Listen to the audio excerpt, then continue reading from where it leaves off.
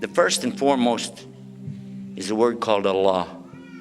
Why do Muslims say Allah? Why don't they say God like normal people? Well, I got news for those who think that all the Christians say God. It's not true. In fact, many Christians say the word Dios because there are so many Spanish-speaking Christians in the world. Many of the Christians are Catholics. South America, Central America, and Mexico, for example, they speak Spanish or Portuguese. If you go to Portugal, of course, Spain, Italy, France, what are they speaking? What are their languages? Do they say God? No. Go to Europe, go to Germany, go to Czechoslovakia, go to some of the other countries. Christians there also don't say God. They have different words for God. Is that true?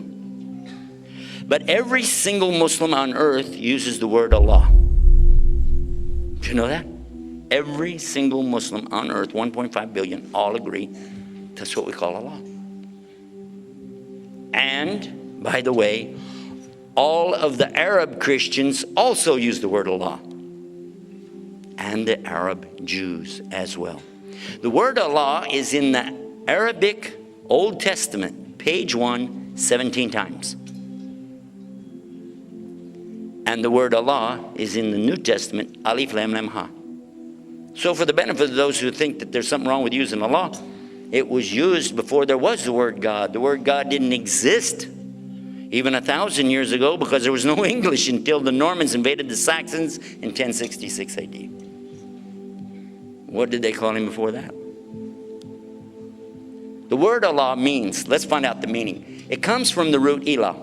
Ilah means anything which is worshipped. A rock, a stick, a stone, a bone can be worshipped, right? And you can say Al-Ilah, which means the God, still doesn't bring it to the level of the God as in Allah. In English, you have to see it written down because it's the same word. You have to see the big G or the little G or you didn't know. For the plural in Arabic, gods, Aliha, and this is the plural. English, just puts after anything in English, you got the plural. Gods, right? But when you say Allah, it cannot be made plural, and it cannot have gender. Even though it says he, huwa, in the Arabic, and even though it says we, in the Arabic, nahnu, it's only out of respect and out of royalty, never out of plural and never out of gender. God is not a man, God is not a woman, and he doesn't compare to his creation. And he said, Lam yalid, wa lam yulad, wa lam yakuluhu kufuwan ahad. He's not the son of anything. He's not the father of anything. He doesn't compare to anything. There's nothing compares to him, and he's ahad, one, unique, not like anything else. That's right? Amazing, huh?